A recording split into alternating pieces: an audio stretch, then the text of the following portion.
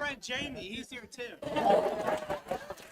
Take a bow, take a bow. Hi, everybody. I'm Brendan Smith. I'm the Arts and Humanities Coordinator for the City of Takoma Park, and we're very excited to be co-sponsoring this event with People's Book.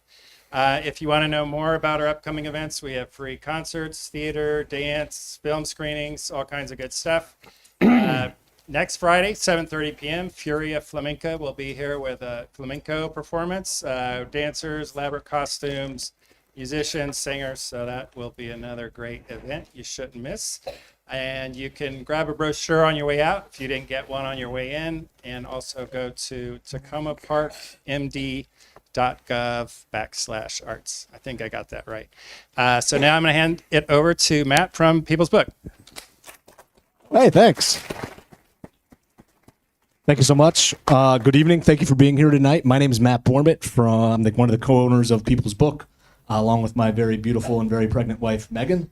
I'm so thrilled to welcome you to this very packed event for Mike Tidwell's new book, The Lost Trees of Willow Avenue. I want to say thanks to Brendan and everybody here at the city for hosting this with us. It's our biggest event we've ever done. The previous one was, of course, another Jamie Raskin event. This book, unfortunately, is pretty prescient for my family. A week ago, I returned home from our bookstore last Friday afternoon, and I found a 150-foot oak tree had fallen from my neighbor's yard into ours, taking out 5 other trees along the way.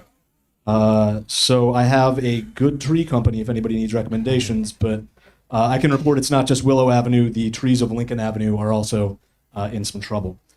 Most of you already know Mike, who are in this room already, but for those of you watching at home, I'm going to go ahead and introduce him.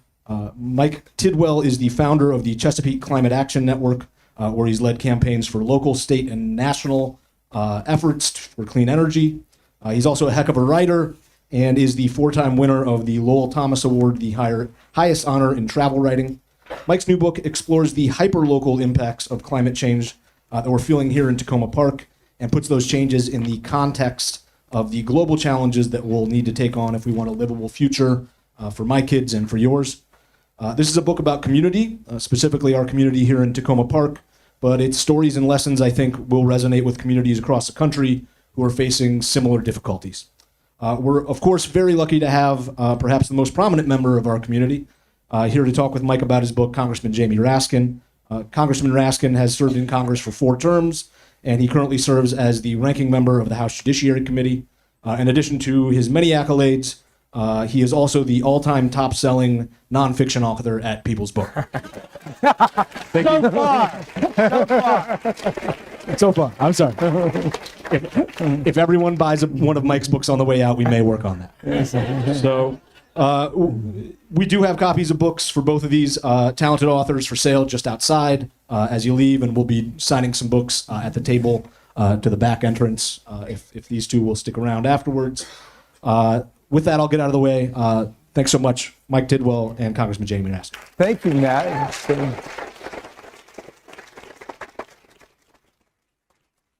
Well, good evening to everybody, all you fine Takoma Park denizens and citizens of Maryland's beautiful 8th District. And I see also some people who have come from afar, including my friend Kai Hagan, came all the way from Frederick County to be with us. Very cool. And hello to everybody out there in America. Takoma Park is a small city, but there are those of us who love it. And so you've got to come visit us someday. What a cause for celebration this magnificent book is. I just want to say about Mike Tidwell, Mike Tidwell, first of all, really was the first person to educate me about climate change a long time ago in a very deep way, and educate me about different potential legislative responses at the national level, at the state level. When I first ran for the state Senate back in 2006, he really helped me come up with an environmental platform. And I remember actually sitting on this stage in a debate in that election, and somebody said, well, what do you have to say about the issue of climate change? And I said, you know what? I will never, ever describe climate change as an issue, because climate change is the entire context within which we have to, or through which we got to see everything, whether it's transportation or housing or the economy.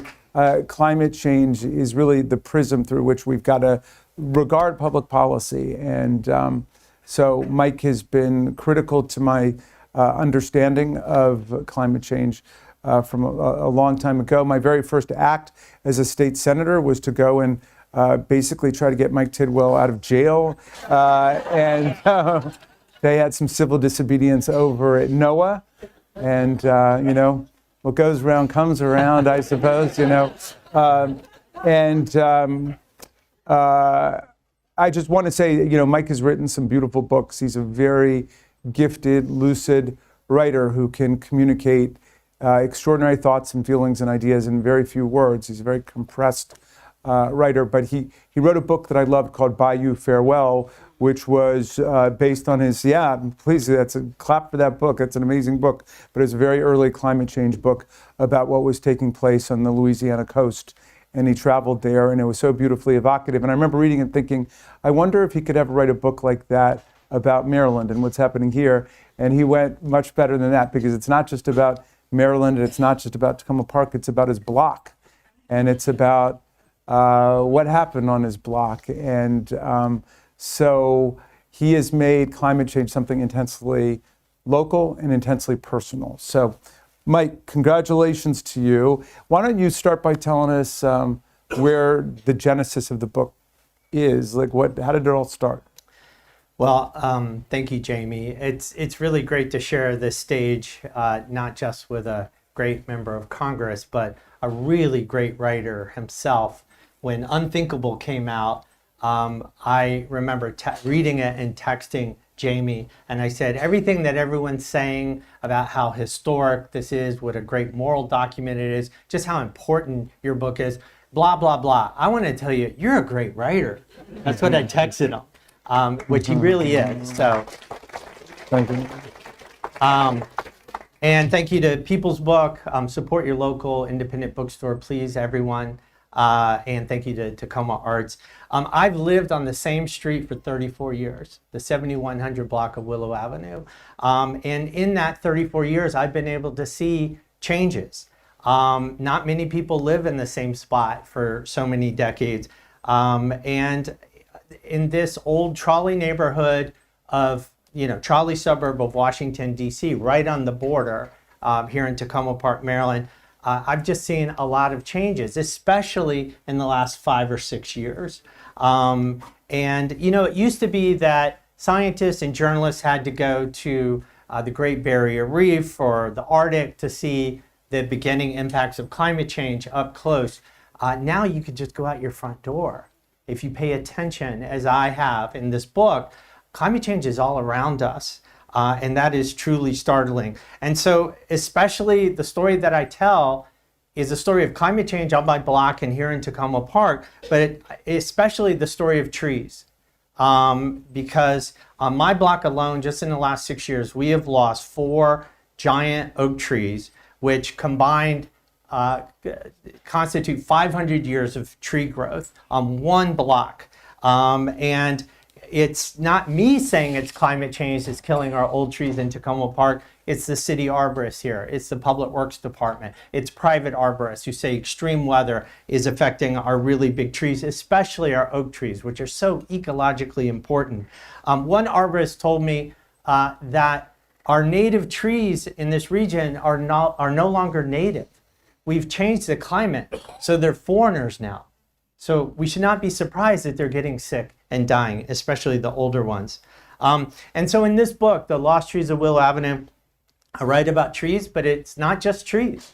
I write about Lyme disease, which is really, really prevalent in Takoma Park because warmer winters don't kill off our ticks like they once did. I write about flooding. We have a serious flooding problem in Takoma Park with these bigger storms that we're getting, and as our big trees disappear, they're absorbing less of that rainwater. So we're getting cascading impacts of climate change. I read about young people who are thinking about not having children in Takoma Park because of climate change. The basic point of the book is that climate change has reached such a point that you could take a spinning lacquered globe and throw a dart at that globe. And wherever that dart lands, at that one microdot, wherever it is on the planet, you could write a whole book about the disruptions of climate change there. And the reason I know that is I've done it. I've done it right here in Takoma Park. And to further prove that statement, in 2023, I decided to keep a record of the impacts of climate change just in that calendar year, 2023, on my block and in Takoma Park. And amazing things happen in that calendar year. You know, we have trees, additional trees died on the block. We had a windstorm that damaged a lot of homes that year. We had the smoke from Canadian wildfires that filled our city and filled this whole region. But at the same time that we had these impacts coming, we also saw, I read about clean energy because, you know, as the trees are passing, we're also seeing the coming of clean energy at the same time. So I write about that. I write about the solar. I write about the electric cars that are so prominent in our progressive community that my friend Paula says sound like the faint harmony of angels that are all throughout our town. But finally, the book asks the question, if our native trees are foreigners, what does that make us? You know, it's something that we really need to pay attention to. So there's a lot in the book about the trees of Willow Avenue and the surrounding neighborhood. There's also a lot about flooding and about water. Say a word about that. Yeah, I mean, Takoma Park, Tree City, USA, you know, so many of our streets are named after trees. I mean, we really care about our trees. It's not just in Takoma Park, it's throughout the Mid-Atlantic region that people have been noticing that our big trees are passing away. In Takoma Park, I remember it was 2019, and I was barely paying attention, working really hard, campaigning on climate. Suddenly, a lot of chainsaws, a lot of tree removal trucks in Takoma Park. This city newsletter had some stories about, you know, we're not really sure what's going on. There was a town hall in this very space to try to answer questions about why our oak trees are dying. It was not really clear. Fast forward to 2022, when I decided to write a book about my block, about climate change on my block. I knew I wanted to write about the trees, but I wanted to know exactly what was happening. How was climate change affecting our trees? And I started to do the research, and every arborist you talk to in this region will tell you it began in 2018. It began with the wettest year ever recorded, not just in Maryland, but throughout the Mid-Atlantic. Maryland got more than 2 feet more rain than normal in 2018, and so did every Mid-Atlantic state. I mean, from New Jersey to the Carolinas, they all set records that stand to this day for rainfall. What happened was the jet stream, which is becoming more erratic with climate change, took a really deep dip all the way down to the Gulf of Mexico in 2018 and brought all this moisture up from the Gulf of Mexico and delivered atmospheric rivers right here, right in the Mid-Atlantic, right here in Takoma Park and across the region. And what happened was the ground was so wet for so long that it triggered the growth, the explosive growth of a mold called Phytophthora. And this translates from Greek as plant destroyer. And Phytophthora especially gravitates to the fine root tips of oak trees. And what happened was in 2019, after this really wet season, after the roots were damaged, the trees in our neighborhood all began to struggle to try to leaf out. They have to conduct photosynthesis. They have to create leaves. The canopy has to come out. And to do that, the trees started to borrow energy stored in their trunks, carbohydrates stored in their trunks. And it's a very stressful process for trees. They're only adapted to do that very occasionally in extreme drought or floods. So our trees in Takoma Park started doing that, borrowing energy from their core. And it's a stressful process, and it creates as a byproduct the gas ethanol that's just emitted around the tree. And ambrosia beetles are like hound dogs. They start smelling the ethanol, they start gravitating to the trees, and they start to attack. In the summer of 2019, we didn't realize it, but all around us there was this chemical warfare going on between our oak trees and ambrosia beetles. And one ambrosia beetle would try to drill into a tree, and the tree would send bitter tannin into that one place to try to discourage the beetle. And then the more beetles would attack, and the tree would send out a chemical message to other insects that love to eat ambrosia beetles, saying, there's a meal here on my trunk. And this chemical warfare went on throughout the summer of 2019, but the beetles eventually won, and we lost so many trees to ambrosia beetles. But it began with a dip of the jet stream. It began with climate change. It began with rain. It then triggered a mold that then stressed out the trees, that then brought the beetles. So these cascading impacts were happening. In Takoma Park, according to city records, between the middle of 2019 and 2021, we lost 1,200 trees here, and most of them were really big. These were spatial giants that really affected our canopy. There was another study that came out in Takoma Park in 2022 that showed we've lost 45 acres of tree canopy in Takoma Park in recent years, accelerating in 2018, 2019. And I describe all that in the book. And so the result is we have a different landscape.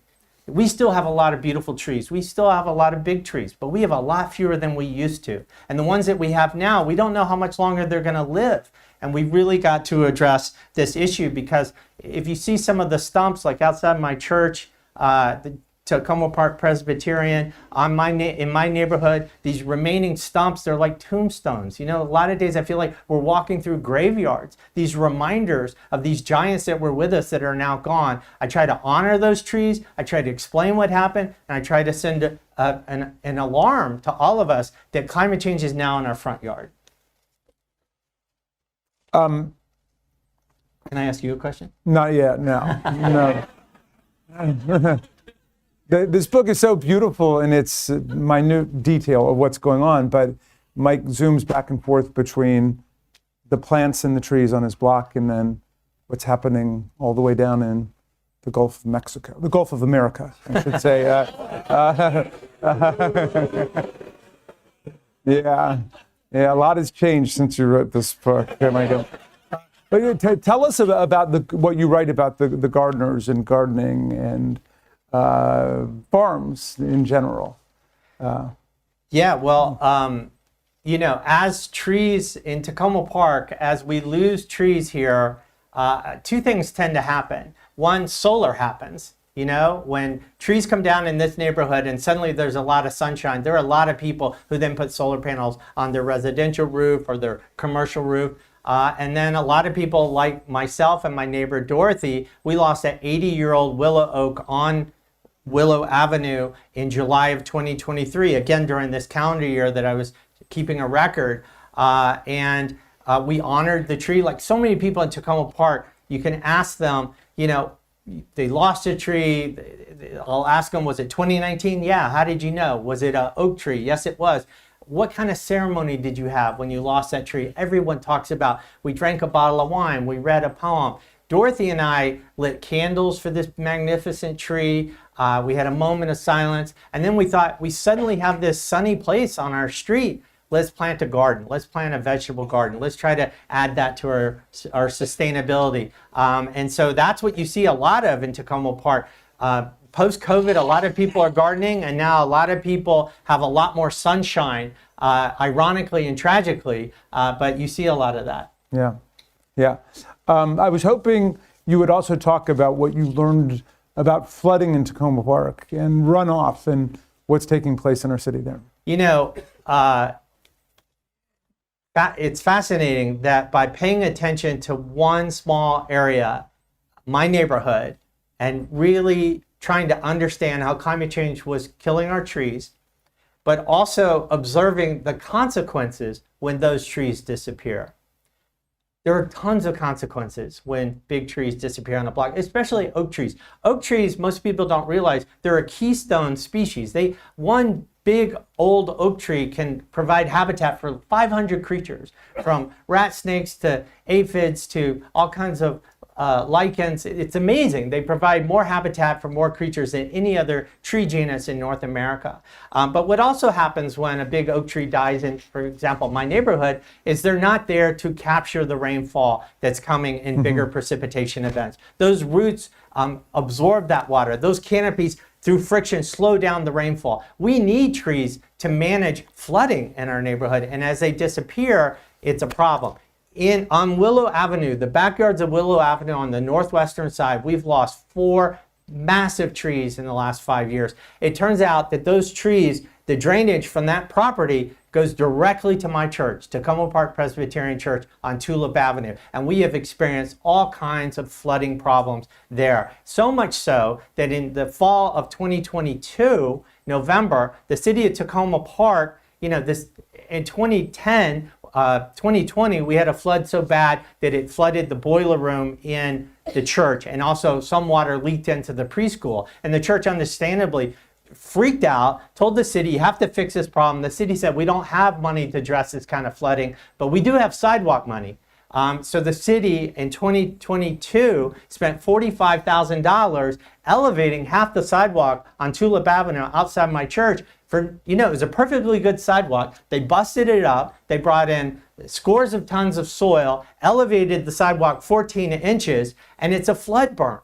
It is an intentional flood berm that the city built. You have to know what you're looking for. The next time you're on Tulip by my church, if you look carefully, you'll see its crowns. You'll see that it's meant to prevent rain from going into the church. We have examples like this all over Takoma Park. Our city is struggling with chewing gum and baling wire just to keep homes dry with the conditions we have now. And we know these conditions are going to get worse. And as they get worse, it's going to be even more costly. So I try to help the reader understand these cascading impacts: climate change, rain, trees, flooding.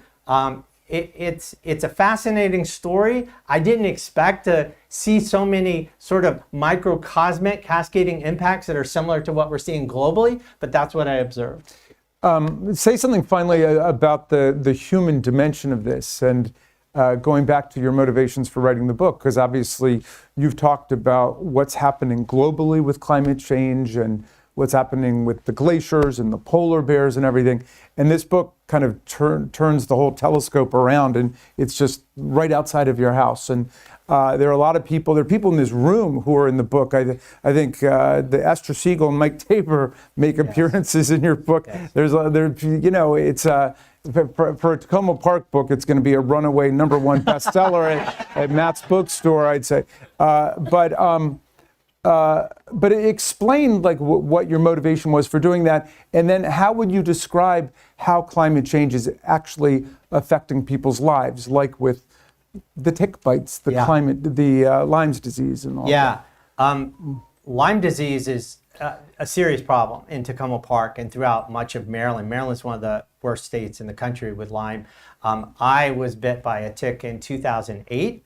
I was in my backyard. I was misdiagnosed for 6 years. It took till 2014 that I was actually diagnosed. And as a result, I, to this day, manage a condition of chronic Lyme disease. I have to take antibiotics. I take herbal remedies. But as I was writing this book, I started asking around, well, who else has had Lyme? I realized that I have 3 neighbors on my block who've battled tick-borne diseases. There's 6 members of my church who've battled Lyme disease. Well, could we do a show of hands here today? How many people in the room have had Lyme disease or have Lyme disease? Wow. Yeah. How many people in this room have lost a tree in your yard or on your block? Raise your hand. Oh my God. 7 trees. So I'm telling your story. The one thing I will say, the connection between trees and how everything is interconnected, we all know that there's tons of science showing that people are healthier when they're around trees, right? They boost our immune system. There's this concept of forest bathing where your stress levels go down when you're near or under a tree. Your cortisol levels go down. People recovering in hospitals recover faster if they can just see a tree out the window. This has all been documented. And in Takoma Park, we've had this glorious canopy, Tree City, USA. We name our streets after trees. And that canopy is disappearing. And the question I ask in the book is, if these trees are giving us good health, mental, spiritual, physical health, what happens when they disappear? And I think it suppresses our immune system. I think we're getting sicker more often. I think it's one of the reasons there's more Lyme disease here is because our immune systems are depressed, because our trees aren't there to help us boost our immune system. So I tell that story of how all these things are interconnected. Why don't we open it up to questions? Can I ask you a question? All right, yeah, whatever. Jamie, you've lived in this region for a long time. Like my whole life almost. Your whole life. Yeah. Tell us what you've seen in terms of climate change. Well, when I was a kid, the summer was the time when all the kids wanted to be outside and running around. And now the summer is the time when a lot of kids are indoors because it's too hot. It's brutally hot. The winters used to be a lot snowier than they are now, a lot snowier. And that's changed. And Echo Hill.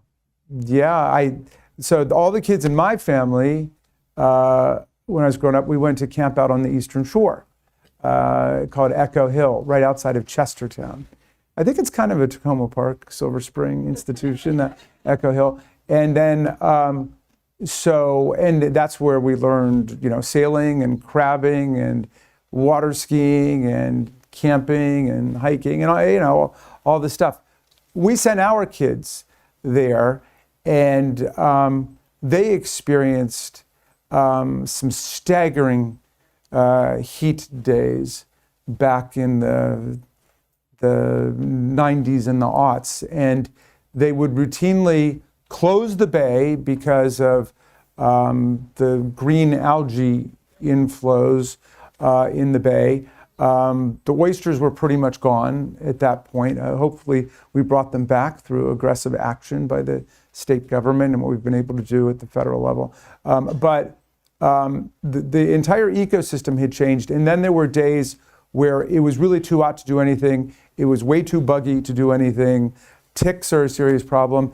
And they would basically close the camp and take the kids to go see movies in the air-conditioned, or they'd go to an amusement park or something like that, which would have been utterly scandalous back in the day when we were there. Nobody ever would have thought of that, but the kids were begging for it because it was too hot. And I see the play lady is here. Pat would not have approved, but what could they do? Because there's no air conditioning at the camp, and it's just too hot everywhere. And if you can't go swimming because the bay was too polluted at that point, that's what they did. So yeah, I think you got me reminiscing and reflecting on those kinds of changes. It was very depressing thinking about that. But and by the way, Jamie makes an appearance in the book. It's when he's recovering from cancer. There's a photograph in the book that I don't think he's fond of, that he let me put it in the book anyway, where he's recovering from cancer successfully, still has a bandana on his head, has no eyelashes, and yet we walked through the neighborhood right as exactly 2 years ago, right as the cherry blossoms were peaking on Willow Avenue. And we have an amazing conversation where I start to tell him, I show him some of the tree stumps in my neighborhood. I start telling him some of the stories that I'm recording in my book. And standing under a peak bloom Yoshino cherry tree on Willow Avenue, I asked Jamie, are you hopeful? Do you still have hope? Jamie is known, everyone who knows Jamie on Capitol Hill knows and in Annapolis, when he was a senator, he's an extremely optimistic guy. He's a can-do guy, and I asked him, how do you remain hopeful with everything going on in the world, the changes in climate change? So are you still hopeful? I am very hopeful. I'm very hopeful. But part of it is just, psychological and, how we grew up and everything. My dad used to say to us when we were kids, when everything looks hopeless, you're the hope. So I grew up with that sense of guilt and pressure, and so I gotta be hopeful, but I'm hopeful because the younger generations especially take the problem of climate change very seriously and very personally and are totally determined to act on it. And the world understands it. I mean, even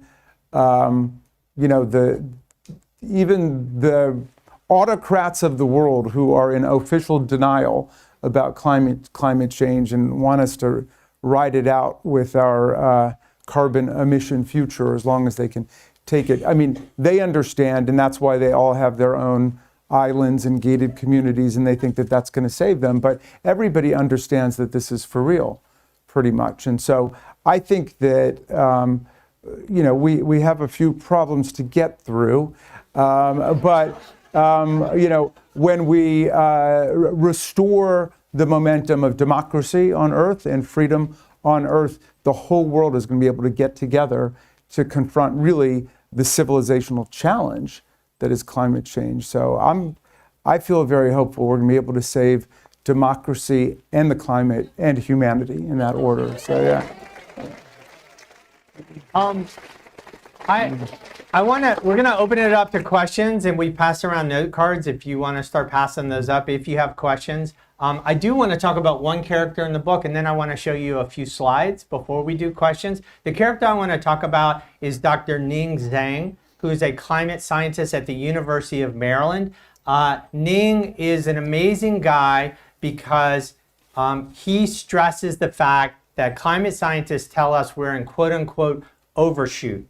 The only safe level for CO2 in the atmosphere is 350 parts per million carbon in the atmosphere. That's according to our best science. Right now, we're at 425 parts per million. That's why the planet is warming so much. We have overshot the only safe level for CO2, which means what? Which means we have to get off fossil fuels, we have to switch to clean energy, but we also have to have something called negative emissions, where we actually sequester carbon out of the air. We suck CO2 out of the air. It's very difficult to do. They're very expensive machines that can do it that aren't ready for prime time. You can weatherize rocks like basalt, you bust it up and its surface absorbs CO2. It's unclear whether we can do it at scale. Ning Zhang, however, who lives in Silver Spring, right across the border in Takoma Park, he's our neighbor, he has an idea. He, along with me, in parallel, was noticing so many of our trees were dying in this region. Ning wants to bury these trees. He wants to sequester the carbon in these tree trunks by putting them in the ground. It's called wood vaulting. He's pioneered this idea. He's campaigning for it. He goes to conferences all over the world, and he came to Takoma Park and he saw our trees and our tree decline, and he said, Mike, I asked him, where are all these trees going when they die? Because all the tree companies reassure you that the trees are repurposed. They go to specialty lumber and they're chewed up for mulch, for playgrounds. And Ning educated me that that's not what's happening. So many trees are dying that the market for mulch among landscapers has been flooded for years. You got to pay them to come get your mulch. Specialty lumber, they can't keep up. Ning in the book takes me to a tree boneyard in Baltimore called Camp Small. This is there's a photograph of it in the book. I'm about to show you one. This is a place where the city of Baltimore does not want their dead trees, which are dying in a higher rate there too. They don't want the trees to go to landfill. They have a sustainability policy to keep dead trees out of landfills. Mm-hmm. They don't want to incinerate them.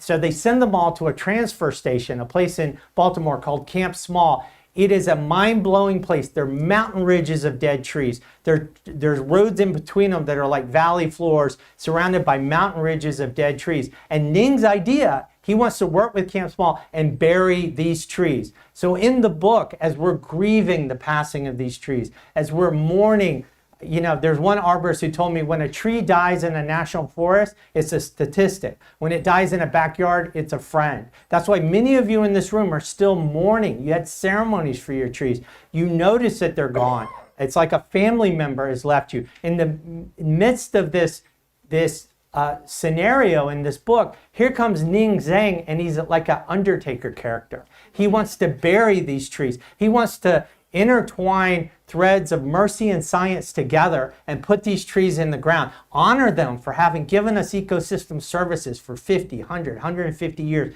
Honor them for having sequestered carbon, and then bury that carbon in the soil. And he has a whole plan to do it. And in the book, I follow him as he buries his first 100 tons of trees on a farm in Cecil County. We go to Camp Small. He gathers the trees, takes them to Cecil County. It's an amazing story, and he's a big character in the book, and I honor him. He's one of the highest integrity scientists I've ever met. He's our neighbor in Silver Spring, and I just wanted to tell that story before we show some slides. Please. Okay. So I don't see that image on the computer. It's up there. Okay, so it's up there. I'll see it from here. All right. The plan was I was going to see it here. So this is a massive tree trunk on Willow Avenue. This is the Miller family. This is Dave and Lisa and their son Wesley. This tree died in 2021, but it was mortally wounded during the rains of 2018. It wasn't beetles that killed it, but it was the rains and the mold. This tree came down in 2021, and again, the Millers mourn this tree every day, like a family member. Next. This is the crane that brought down that tree in April of 2021. This crane was 5 stories tall. It weighed 10 tons. It nearly crushed their driveway. They had to close Willow Avenue for 2 days, take down power lines. That's how big the tree was. And unfortunately, we've seen a lot of that in our neighborhood. Next. A very common scene here, men working in trees. They're taking down a tree on Tulip, right at Tulip and Willow. This White House, which belongs to the Lawson Feasley family, if you had taken that photograph 5 years ago, it was virtually in a forest. It was surrounded by so many big trees that are now gone. Next. This is, speaking of the water problem, this was a flood, September 10, 2020. We got 5 inches of rain in 1 hour in Takoma Park. It completely overwhelmed our drainage systems. This is Poplar Avenue, and it's literally white water. Next. This is the flood berm that the city built at my church, Takoma Park Presbyterian, after the flood of 2020. It took them 2 years to get the resources, but they elevated that sidewalk by 14 inches. This is an example of what's happening all around us. Next. This is the boneyard at Camp Small. This is where Ning is taking his trees to bury them. And you talk to the yard master and they will tell you we saw an incredible uptick in trees coming to this tree yard starting in 2019. And they're like, when I told them, I had to lay out, I said, do you know why so many trees started to come in 2019, 2020? And they're like, beetles, we don't know. And I walked them through the climate impacts and they're like, it's climate change? Do you know how many trees haven't been cut down yet that have already died in Baltimore? They don't know where to put them and Ning wants to bury them. Next. This is Ning Zhang at Camp Small. He's on this mulch pile and you can see the trees behind him. Next.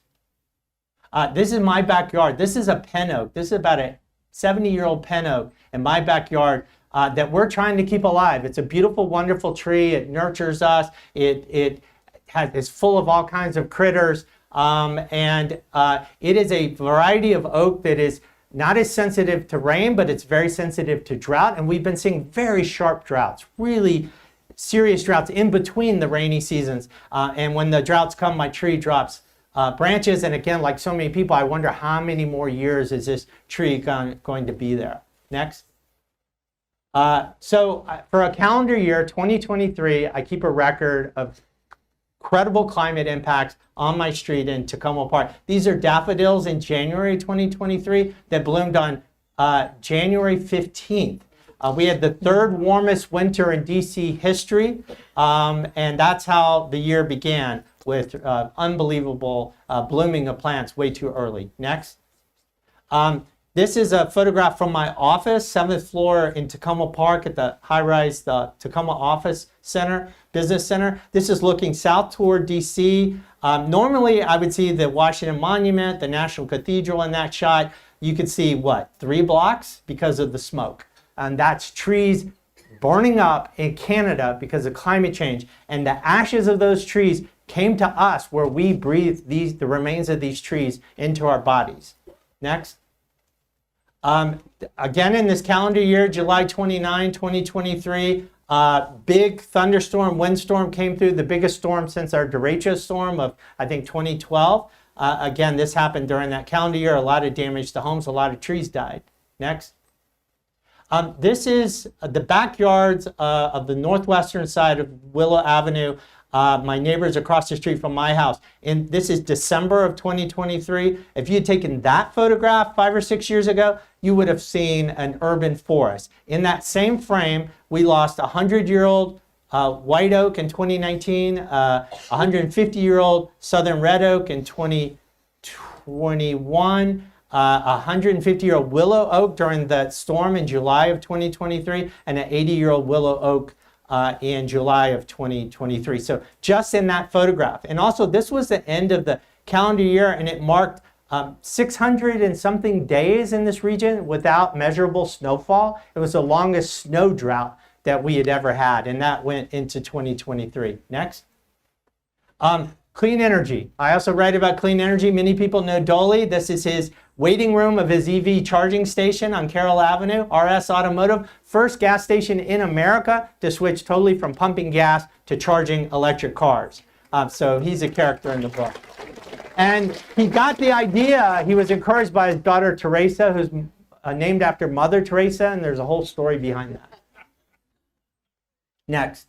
Lorik Charkoudian, is Lorik here? Our District 20 legislator in the House of Delegates in Annapolis. We go on a trip to see this offshore wind farm in September of 2023. That's Jamie DeMarco, who at the time worked for Chesapeake Climate Action Network. Just amazing.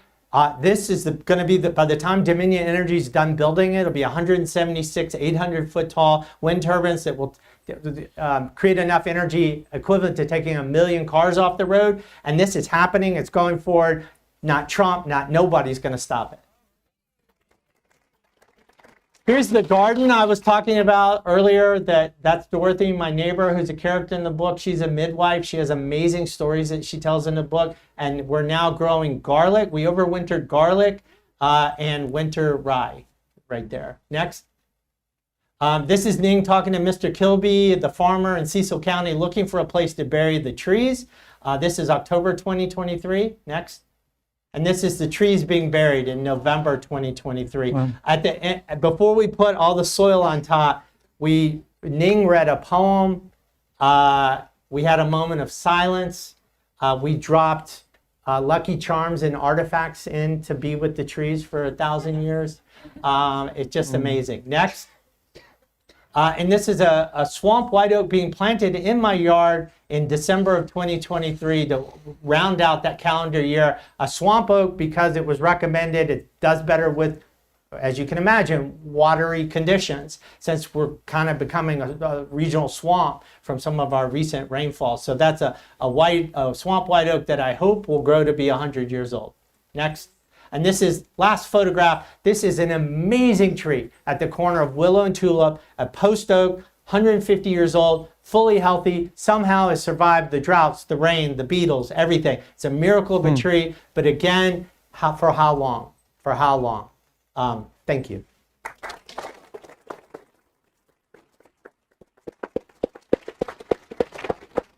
Bob, do we have any cards?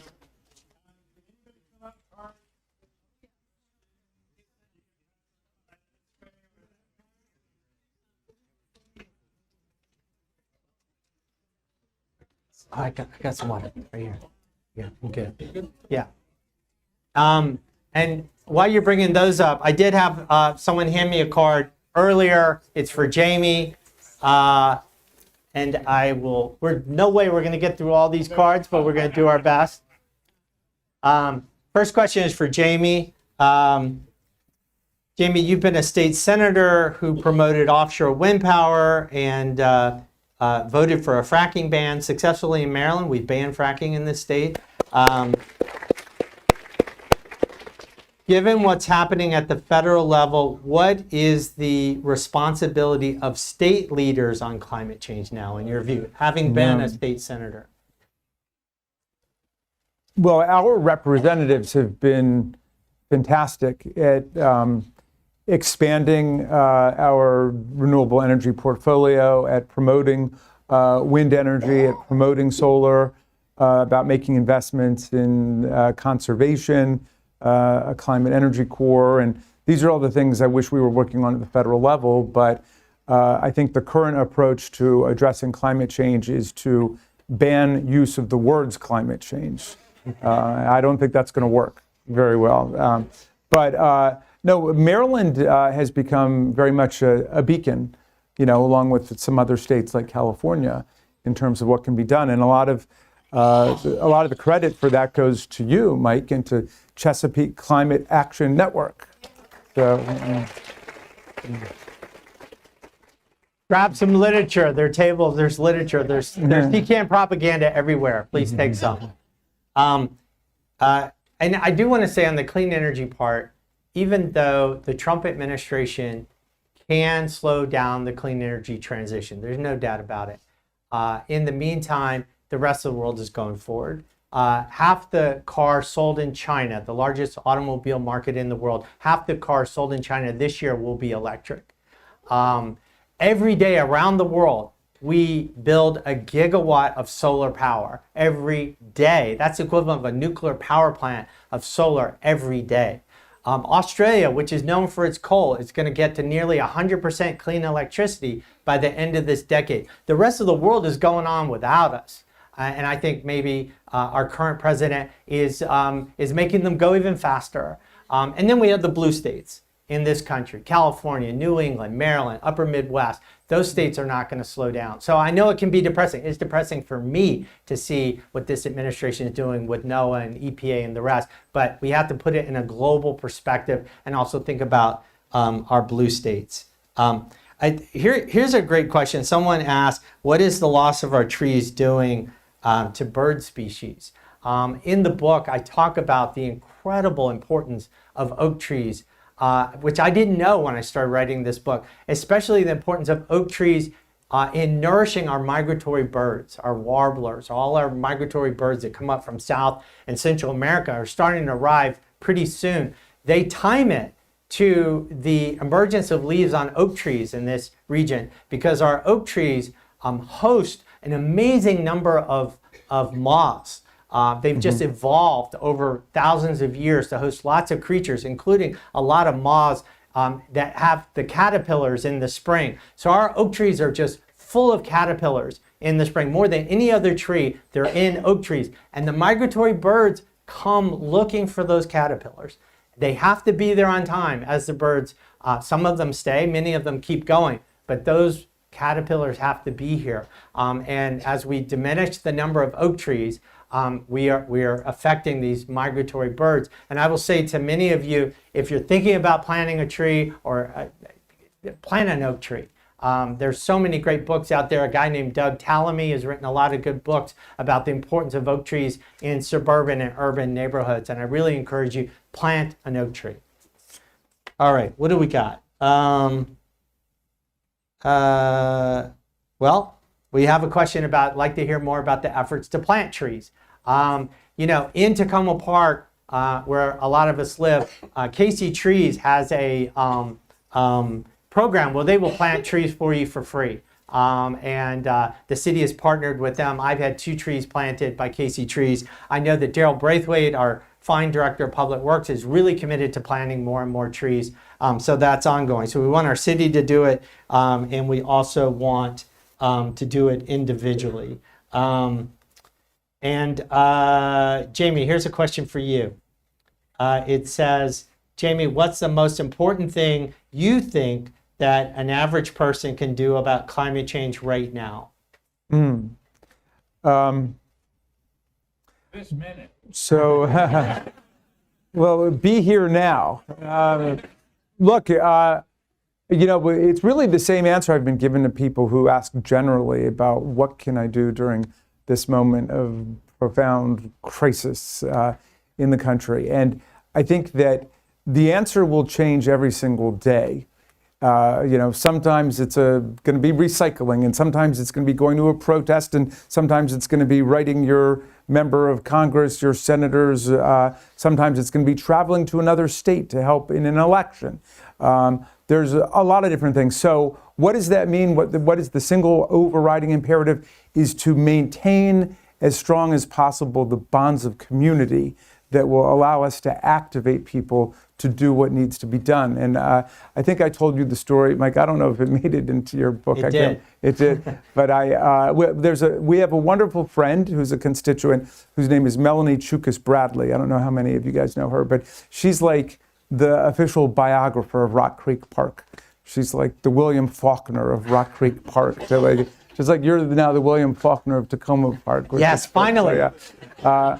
But you know, during I guess it was a couple of inaugurations ago, I decided rather than go down to the inaugural address to take a hike in the forest and to go to Rock Creek Park, and invited people. I'm sure there's some people in the room who came with us, but you know, a couple hundred friends and constituents came. And Melanie showed us her favorite tree in all of Rock Creek Park, which is an extraordinary tree.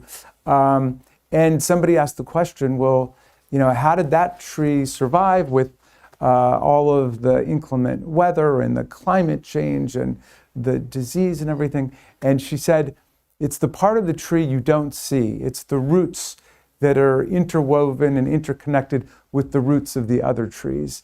So when I spoke that day, I said, we're going to be like those trees. That's how we're going to get through it. We're going to have our roots interwoven with each other. And so we've got to maintain the bonds of community to make it happen. So, yeah, we need those roots, and that story is in the book. And it was, you know, it's amazing how often when we talk about trees and we talk about the environment, we use tree metaphors to help us think through the solutions. Here's a question that is about deer. And I will tell you, when I moved to the 7100 block of Willow Avenue in 1991, there were no deer in our neighborhood. Again, I also didn't know anyone who had Lyme disease. There were so many, I barely understood what climate change was. But there were no deer, I know that. And now they're everywhere. And this is a huge health problem. It's a huge ecological problem. it's a traffic problem. It's a traffic problem. My friend George Leventhal, who was on the county council, had a deer go through his windshield on the Beltway and somehow survived that. But the deer themselves are not transmitting Lyme disease. They don't carry it in their blood. But the ticks, it's like a rideshare program for ticks. The deer help them travel around, and the ticks drop off. And it's a real problem. Also, the deer eat the baby oak seedlings. I mean, it's one of their favorite foods are the tender leaves of oak seedlings. If they find one, they eat it. And as it gets older, those leaves get tougher and bitter, and the deer aren't really interested, but they will wipe out the understory. So try to protect your baby trees from deer. I have asked the county, why don't we do more about the deer? In my opinion, they should be managed, they should be culled, because it brings suffering to the deer and to people and all the rest of us and our trees. And I've been told it's a budget issue. There's just not enough money for it. So that's another campaign I hope to run someday. Hey, Mike, by the way, the misery extends to dogs and other animals too. A lot of dogs are getting Lyme disease, and one of our dogs got Rocky Mountain spotted fever, also from a tick bite, which is even worse than Lyme disease. And luckily, Toby made it through, as you probably know, since he escapes frequently and ends up in your backyard. But I mean, it was very serious with the antibiotics and everything. So here's a question about invasive vines that are affecting our trees, and there's a whole passage in the book where that's another thing I don't remember in 1991 when I moved here. I don't remember seeing trees being overwhelmed by English ivy and Asian bittersweet, and now we all know that's a problem. And it drove me crazy. During COVID, my wife and I started taking longer and longer walks, and for some reason, that's when we developed what we call the vine eye. We started to see the vines, and once you see it, you can't unsee it. And I organized all these volunteers to begin eradicating invasive vines that were killing our trees in Takoma Park. And we did a survey. We did a walking survey during winter when you can see these evergreen vines, and counted almost 5,000 trees over the age of 20, so not just little trees, mature trees, that if, according to the scientists who helped us, if the vines weren't cut, those trees would die within 5 to 7 years from these vines. And so we started a whole program. We met every Saturday morning for 14 months at the food co-op, rain or shine, every season. We went out with our pruning saws and and our clippers, and we rescued 4,000 of the nearly 5,000 trees. The other trees, for whatever reasons, people wouldn't let us on their property. But it's not our imagination that it's getting worse. All plants grow faster when there's more CO2 in the atmosphere to a certain limit. It's like a fertilizer. So yes, our trees are growing faster, even our oak trees. They're just not lasting as long. And invasive vines are growing faster. These noxious invasive vines are out competing other normal vines that don't kill trees. So I believe, and there's some evidence that climate change is playing a role in the invasive vines. We've pioneered a system, volunteer system for rescuing trees, and now we're trying to share that information with other communities. Jamie, I did want to ask you, you've told me that, just bringing the story home, your house too is really old, I think 1880s, 1890s. 1890, yeah. And you've had water issues, Huge. you've had trees fall on your house. What have you experienced? All of the above. I mean, flooding, we've had to totally renovate our basement, mold, trees landing on the roof, trees landing on the side of the house.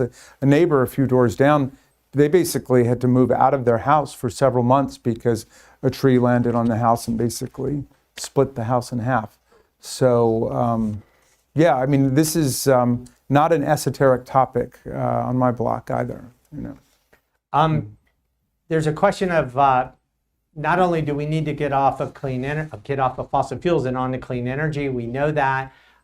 We need to have negative emissions, suck CO2 out of the atmosphere. In my book, I also talk about a third idea, and that idea is reflecting sunlight away from the planet. It's a pretty controversial idea, also known as geoengineering, but our top scientist, most famous American scientist, Dr. James Hansen, who for years was with NASA, he in the last few years has been saying, we need to at least research this. What are ways that we might do it as an emergency, break glass when necessary sort of action? We would need a international decision-making process. We would need international justice questions answered. We'd have to do a lot before even thinking about it, but we need to research the possibility. How could we reflect sunlight with ground-based mirrors? How could we reflect sunlight perhaps maybe by imitating volcanoes? Mount Pinatubo in the Philippines erupted in 1991 and it put so much sulfur dioxide in the stratosphere that it cooled the planet by a full degree Fahrenheit for over a year. One volcano. Basically, Mount Pinatubo erased a century of warming in 1 year, and then by 1994, when the effects wore off, we went right back to where we were with the warming.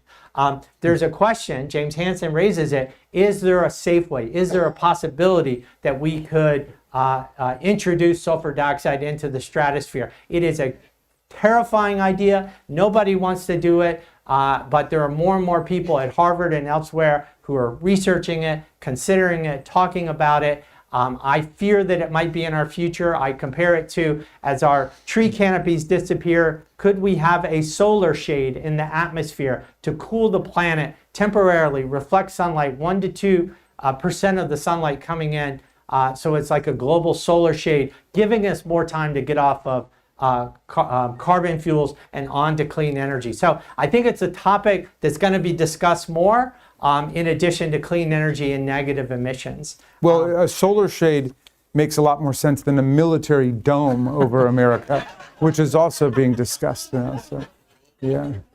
I think you laugh. This is my life. Okay. This is, I go to work there every day. So.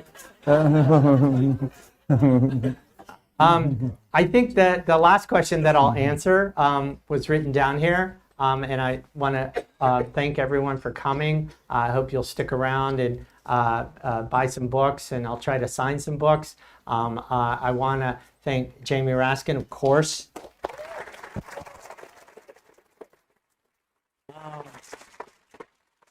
We are so lucky.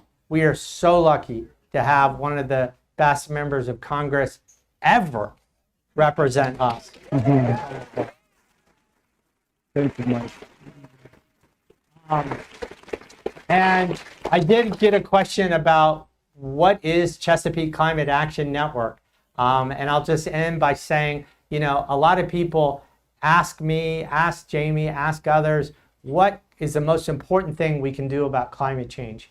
And I always give the same answer. A lot of people say, don't give me 10 things I can do. I've got choir practice and get the kids to soccer. What is the single most important thing I can do on climate change? And I always say, develop a relationship with one group where you live that's fighting this issue. Develop a relationship. I mean, whether it's Sierra Club, Interfaith Power and Light, Chesapeake Climate Action Network, Citizens Climate Lobby. There are a lot of groups in our region who are active on this issue. So pick a group and develop a relationship. Get involved. Donate money. Get on their email list. People groan when I bring this up. They're like, are you kidding? That's your answer? Get on someone's email list? I get enough emails already. Email is still the workhorse of organizing. Social media is fine, but it's unpredictable and hit or miss.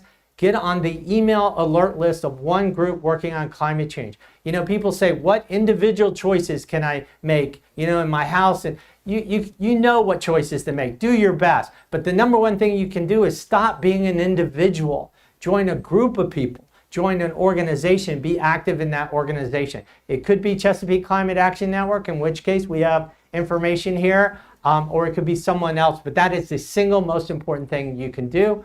And I want to thank everyone for coming. I want to thank C-SPAN for filming. I want to thank the city of Takoma Park for hosting us.